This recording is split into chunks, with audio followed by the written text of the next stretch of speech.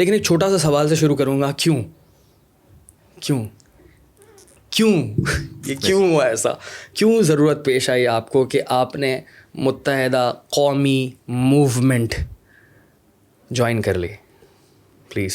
بہت اچھا سوال ہے, چھوٹا سوال نہیں, بڑا سوال ہے, اور اس کا جواب میں دیتا ہوں without batting around the bush والی بات ہے نا, اسٹریٹ فارورڈ. اس لیے کہ حالات مجھے یہاں لے آئے, کراچی کے حالات اور جو پولیٹیکل حالات ہیں وہ مجھے یہاں لے آئے. یہ جو اسپلٹ تھا, اس اسپلٹ کی وجہ سے لوگ کنفیوز تھے. دیکھیں کراچی کی جو ایتھنک ڈیوائڈ ہے اس میں سب سے بڑا گروپ جو ہے وہ مہاجروں کا ہے, اس کے بعد پختون ہیں, پنجابی, سندھی, اس طرح ہیں لوگ, اور تمام کمیونٹیز رہتی ہیں. تو جب تک یہ اردو بولنے والا جو گروپ ہے, ایتھنک گروپ ہے, یہ جب تک ایک جگہ نہیں آئے گا, یہ اگر ڈسٹریبیوٹڈ رہے گا, اسپلٹ رہے گا, تو پھر آپ دوسروں کو اپنے ساتھ جوڑ کر وہ امپیکٹ نہیں کریٹ کر پاتے, right? It's a very good point. اچھا, اب 22 اگست 2016 کو MQM ختم ہو گئی تھی. مجھے بھائی سوری, میں sorry to cut you off, لیکن ہم یہ اردو بولنے والے کیوں بولتے ہیں ان کو؟ کیونکہ مہاجر کے اندر تو گجراتی اور میمنس بھی آتے ہیں, کیونکہ میمنس تو بہت بڑی it's a backbone of Pakistan کی اکانومی. سو ہم ان کو ٹوٹل مہاجر لفظ کیوں استعمال نہیں کرتے؟ ہاں, مہاجر ہی بولتے ہیں, ڈیفینیٹلی مہاجر بولتے ہیں. کچھ لوگ ویری آنیسٹ, مجھے اس کے اندر میں اس کو کوئی بہت زیادہ جو ہے وہ بیک گراؤنڈ میں جا کر اس کا کوئی کسی مقصد کے ساتھ یہ والی بات, میں تو اس کو سمبولکلی جو ہے وہ جیسے کہتے ہیں نا کہ ایک ریفرنس کے طور پر کہتا ہوں. میں کسی میرے پیچھے میرے بیک مائنڈ میں میرا کوئی ایجنڈا نہیں ہے اس کے کہنے کا.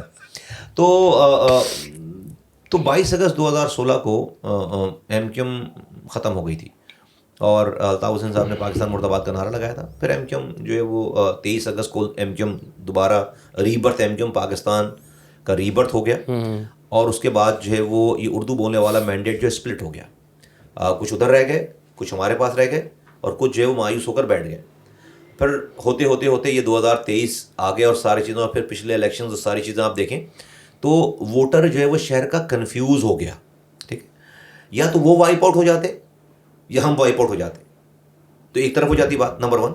دوسری بات, اس دوران کیا ہوا ان سالوں میں, 3-4 سالوں میں, اس دوران یہ ہوا کہ پیپلز پارٹی جو کہ 15 سالوں سے صوبائی سندھ میں حکومت کر رہی ہے, اس نے یہ پلان کرنا شروع کر دیا کہ اس اسپلٹ کی وجہ سے ہم اس میں جگہ بنائیں گے, ہم شہر پہ جو ہے وہ ڈیوائڈ اینڈ رول, ہاں ہم شہر پہ جو ہے ہم ٹیک اوور کر سکتے ہیں اپنی ایڈمنسٹریشن کے تھرو.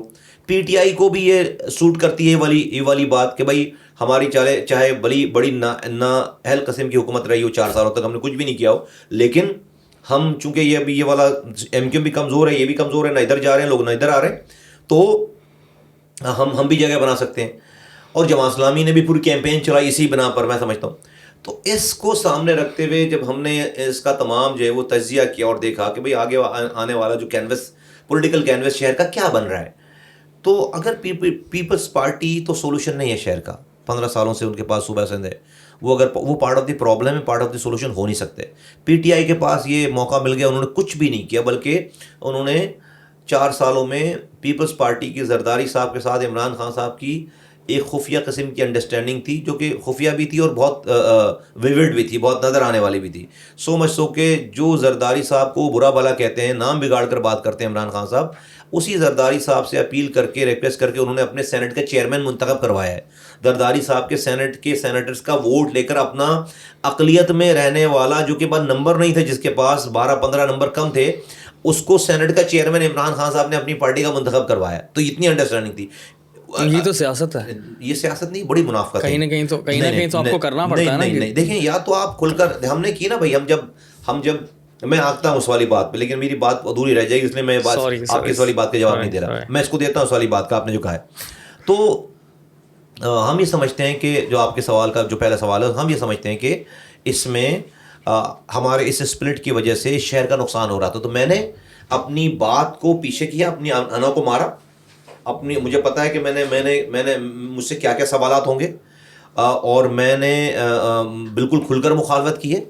لیکن میں آج جو اگر میں مفاہمت کی بات کر رہا ہوں, تو آج بھی میں منافقت نہیں کر رہا. میری نظر میں اس شہر کا سولوشن اور کوئی نہیں ہے, یہ لوگ سولوشن نہیں ہے, یہ دوسری پارٹیز اس کا حل نہیں ہے. تو میں نے اپنی ذات کو قربان کر کے, اپنی انا کو قربان کر کے, میں نے لوگوں کے لیے یہ کام, یہ کڑوا گھونٹ میں نے پیا ہے, اور میں نے لوگوں کے لیے کام کیا ہے. اینڈ آئی ایم گلیڈ کہ اللہ has made me to make this decision, اور میں نے یہ ڈیسیجن کیا, اور میں am very satisfied in content. کارکنوں میں بڑا جوش ہے, بڑا ولولہ ہے لوگوں کے اندر, اس لیے کہ ہمیں پورے 5 سالوں سے لوگ ہمارے پاس آتے تھے, ایک ہو جاؤ ایک ہو جاؤ ایک ہو جاؤ بیٹا. ہم پہلے ہم یہ بات سن نہیں سکتے تھے, ہم سنتے نہیں تھے یہ والی بات, ہمیں جو ہے وہ ہم اس کو رسپونڈ کرتے تھے, ہم ان کو جواب دیتے تھے.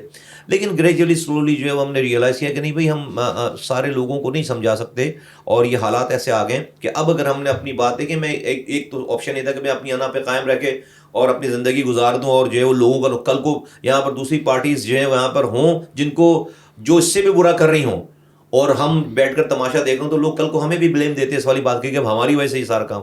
تو اس وجہ سے ہم نے جو ہے یہ والا اسٹیپ اٹھایا.